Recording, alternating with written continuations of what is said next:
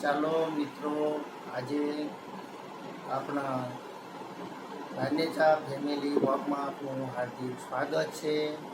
આજે જય માતાજી, જય યોગેશ્વર ભગવાન, જય ભોળાનાથ। આજે આપણે શ્રાવણ મહિનો હોવાથી સવારમાં સ્નાન કરીને બેઠા છીએ અને હવે આપણે આપણા જે બગીચાની અંદર એટલે કે ગેલેરીમાં ફૂલ છોડ ઘણા બધા વાવેલા છે, તેમાંથી અમુક ફૂલ છોડની અંદર જે ફૂલ આવેલા છે તે હું તમને બતાવીશ। ભગવાન માટે આજે આપણે તેમાંથી ચૂંટીને લેવા માટે જઈશું। દારીમાં પણ ઘણા બધા ફૂલ છોડ છે, તેમાં પણ અમુક ફૂલ છોડમાં ફૂલ આવેલા છે કે આપણે ફૂલ લેવા માટે જઈએ। ચાલો મિત્રો, સર્વે મિત્રોને વિનંતી કે નિરાંતે બધો આખો વિડીયો જોઈજો અને આપણે માતાજીના જે આજે દર્શન કરશું, તેમને ફૂલ નવા છોડના ચડાવશું કે તમે જોઈજો।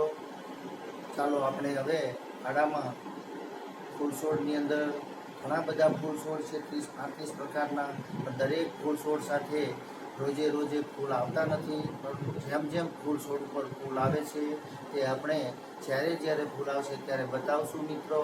અત્યારે હાલ આપણે જેટલા ફૂલ છોડ ઉપર ફૂલ આવેલા છે તે આપણે લેવા માટે જઈએ વાડામાં, બગીચામાં। ચાલો મારી સાથે તમે લોકો જુઓ ને આપણે માતાજીના દર્શન માટે ઘરે જે આપણા ઘરે માતાજી છે તેને શંકર ભોળિયાનાથને આપણે દર્શન કરશું, તમને દર્શન કરાવીશ અને આપણે તેમની પ્રાર્થના કરશું, ફૂલ ચડાવશું। શ્રાવણ મહિનાથી સર્વે મારા વિડીયો જોનારા મિત્ર ભાઈ બહેનોને જય યોગેશ્વર ભગવાન। ચાલો મિત્રો, આપણે હવે ફૂલ લેવા માટે જઈએ।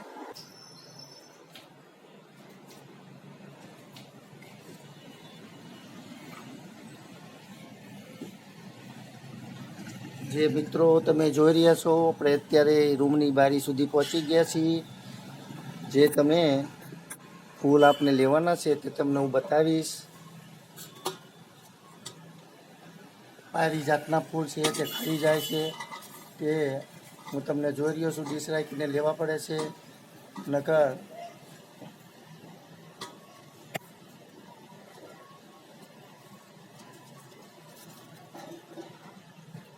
જે ફૂલ આપણે લઈ રહ્યા છીએ તમે જોઈ રહ્યા છો મિત્રો, જે નવા ફૂલ આવી રહ્યા છે તે આ ફૂલના તમને જો નામ આવડતું તો કહેજો, હું તમને પછી જણાવીશ કોમેન્ટ દ્વારા। તમે મને કહેજો કયા ફૂલ છે। તો આજે આપણે અહીંયા આગળ પારિજાતનું આ છોડ છે, જે ખૂબ જ મજાના સરસ મજાના સાથે ફૂલ આવેલા છે, તે આપણે માતાજીના દર્શન માટે લીધેલા જ છે। તે ફૂલની આપણે આજે માતાજીને ચડાવીશું। હવે આ ફૂલ પણ આપણે જે સરસ મજાના ફૂલ છે તે પણ ભગવાન માટે થોડાક લઈશું।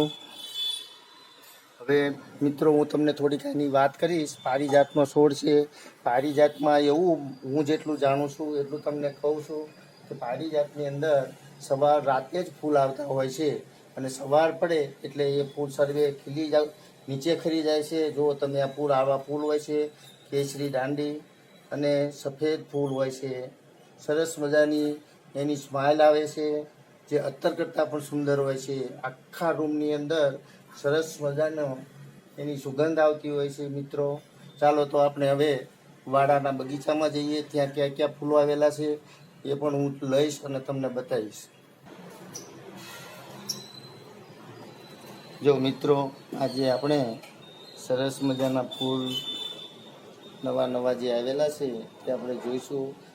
તગડીના ફૂલ આવેલા છે, 12 માસના ફૂલ આવેલા છે, અને એક એવું ફૂલ છે કે જેનું મને નામ નથી અત્યારે આવડતું, ભૂલી ગયો છું। તમને જો આવડતું હોય તો કોમેન્ટથી મને કહેજો કે આ કઈ પ્રકારનું ફૂલ કહેવાય મિત્રો। હું તમને હવે એક છોડ ઉપર ફૂલ લઈ લઉં ભગવાનને ચડાવવા માટે, તમે જુઓ। ચાલો મિત્રો, આપણે આ તગડીના ફૂલ છે તે આપણે ભગવાન માટે લઈ રહ્યા છીએ, તમે જોઈ રહ્યા છો।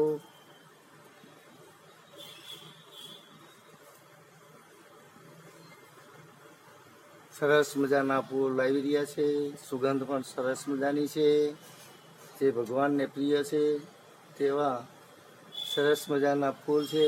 હવે આપણે અહીંયા 12 ગુલાબી ફૂલ છે તે આપણે લઈ રહ્યા છીએ ભગવાન માટે. એ સરસ મજાના ફૂલ છે, તમે જોઈ રહ્યા છો. ત્યાર પછી આપણે હવે સરસ મજાનું એક હું તમને બીજું ફૂલ બતાવીશ, જે એનું નામ અત્યારે હું ભૂલી ગયેલો છું મિત્રો, તો તમને જો યાદ હોય તો કહેજો. તે સરસ મજાનું ફૂલ છે, આ શેનું ફૂલ છે તે પણ આપણે ભગવાનની પૂજા માટે લઈ રહ્યા છીએ મિત્રો. હવે આપણે મિત્રો અહીંયા આગળ જે બિલ્લીપત્ર છે, બિલ્લીપત્ર છે કે શંકર ભગવાનને કહેવાય છે કે બિલ્લીપત્ર સરસ મજાનું પસંદ હતું એમને ખૂબ જ ગમતું હતું. આજે આપણે એક બિલ્લીપત્ર પણ લઈશું, તેના પહેલાં દર્શન કરશું, પછી જ છોડ મેળવવામાં આવે છે, કારણ કે બિલ્લીપત્રનો છોડ એ ખૂબ જ પવિત્ર છોડ ગણવામાં આવે છે મિત્રો. માટે આપણે આજે એમાંથી એક પર્ણ લઈશું અને શંકર ભગવાનને ચડાવશું. આ બિલ્લીપત્ર છે, બિલ્લીપત્રને આપણે શંકર ભગવાનને ખૂબ જ પસંદ હતા, જે આપણે ચડાવશું. ચાલો હવે આપણે માતાજી પાસે જઈએ, ભગવાન પાસે જઈએ, તેમની પ્રાર્થના કરીએ અને નવા નવા છોડના જે ફૂલ આપણે લીધા છે તે ભગવાનને ચડાવીએ. જય માતાજી. ચાલો આપણે હવે માતાજી પાસેના મઢે જઈએ.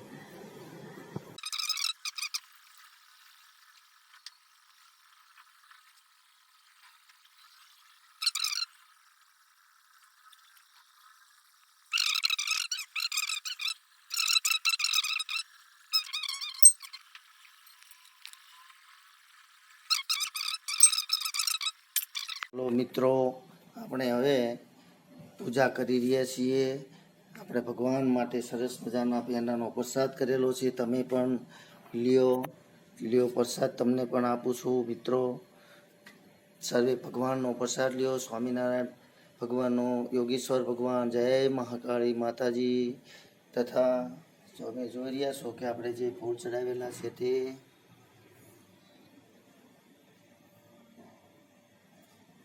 એ આપણી ગીતા છે,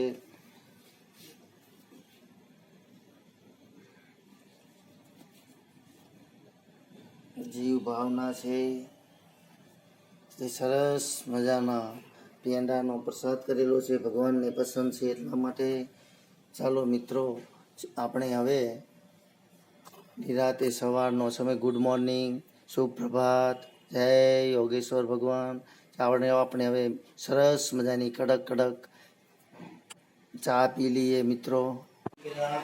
હવે આપણે સરસ મજાની કડક ચા પી લઈએ. સવારનો સમય છે અને ગામડાની જે માટીની રકાબી છે, માટીનો કપ છે અને સુંદર મજાની કડક ચા છે, જે સવારનો સમય હોય આપણે પીશું. ચાલો મિત્રો, તમે પણ ચા પીવા માટે. માટીનો કપ છે મિત્રો, માટીની રકાબી છે, ગામડા જેવી તમને પણ પસંદ હશે કદાચ એ રકાબીમાં ચા પીવાની. ચાલો મિત્રો, ચા તમે પણ પીવો. ચાલો મિત્રો, આજે આપણે ફરાળ માટે બટેકાની સૂકી ભાજી બનાવવાની છે. તો આપણા બગીચામાં આપણે મીઠો લીમડો લેવા માટે આવ્યા છીએ. હું તમને લીમડો મીઠો બતાવીશ. આપણા બગીચામાં 3 લીમડા છે, મીઠા લીમડાના છોડ છે 3, જે તમે જોઈ શકો છો. સરસ મજાના 3 લીમડા થયેલા છે, જે કુંડાની અંદર જ છે.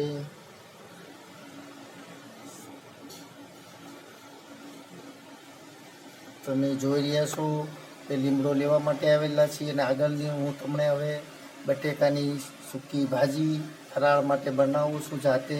તમે જુઓ આપણે આગળ કેવી રીતે બનાવશું. અહીંયા લીમડો લેવા માટે બગીચામાં આવ્યા હતા, હવે લીમડો આપણે લઈ લીધેલો છે. ચાલો તારે હવે રસોડામાં જઈએ. ચાલો મિત્રો, આપણે રસોડામાં ભાજી બનાવવા માટે પહોંચી ગયા છીએ. આપણો બગીચો બાજુમાં જ છે, જે તમે જોઈ રહ્યા છો.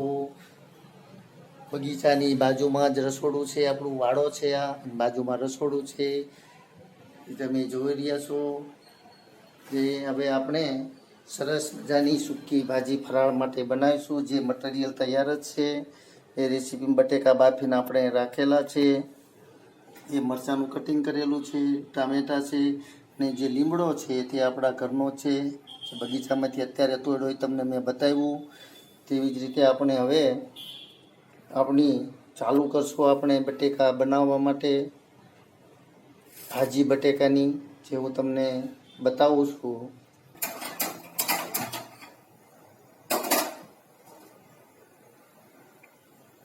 તેલ આપણે ગરમ કરવા મૂકી દીધેલું છે. તેલ આવી જાય એટલે આપણે પહેલાં મરચાં અને ટમેટાં અંદર નાખશું. પહેલાં સૌપ્રથમ આપણે જીરું નાખીએ. થોડુંક તેલ હજી આવ્યું નથી, તેલ ગરમ થઈ જાય એટલે સૌપ્રથમ આપણે જીરું નાખશું.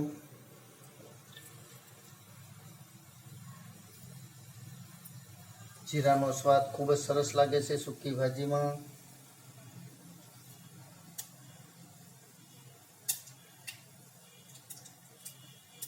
ચાલો, તેલ હવે જીરું પકડી રહ્યું છે. આપણે હવે કાપેલા મરચાં છે, કટિંગ કરેલું ટામેટાં અને આપણા બગીચાનો લીમડો તે અંદર નાખશું.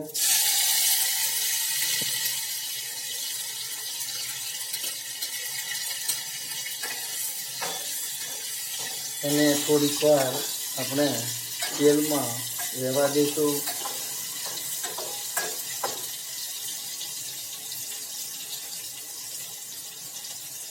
હવે સ્વાદ પ્રમાણે ધાણા જીરું,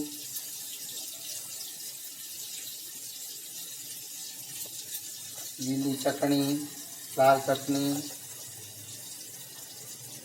લીલી ચટણી તો આપણે પહેલાં જ નાખી દીધી અંદર, મરચાંની ખાંડેલી. હવે આ લાલ મરચું છે એટલે કે લાલ ચટણી, સહેજ હળદર. હવે એને બરાબર મિક્સ કરી દઈએ. સ્વાદ પ્રમાણે મીઠું.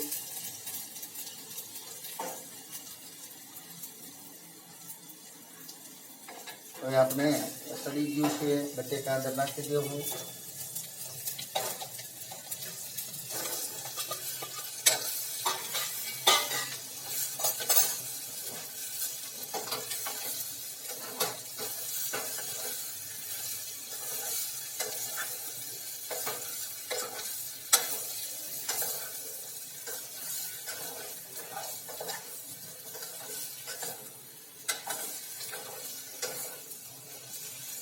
તો પેલી સેજ નાની પડે છે.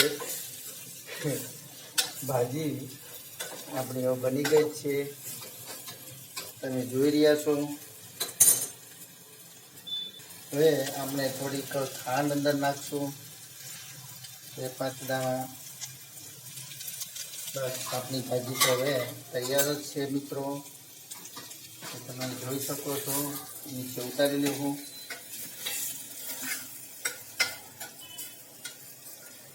કોથમીર,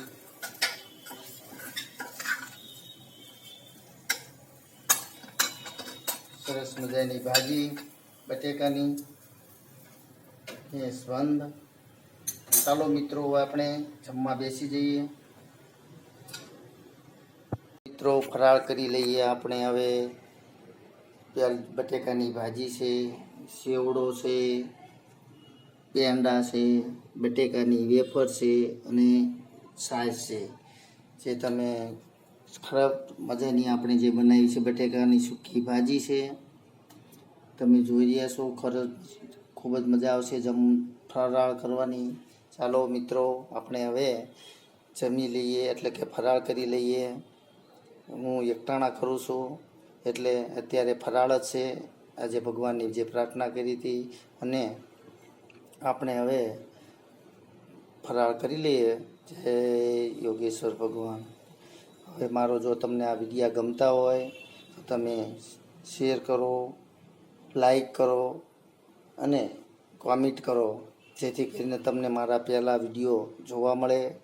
આપણે બટેકાની ભાજીમાં થોડીક ઉતાવળ કરી, પણ હવે ફરીથી આપણે આખી રેસીપીનો સરસ મજાનો વિડીયો બનાવીને બતાવશું. કારણ કે આ તો ફરાળ માટે હતું એટલે ટૂંકમાં બનાવી છે. જય યોગેશ્વર ભગવાન.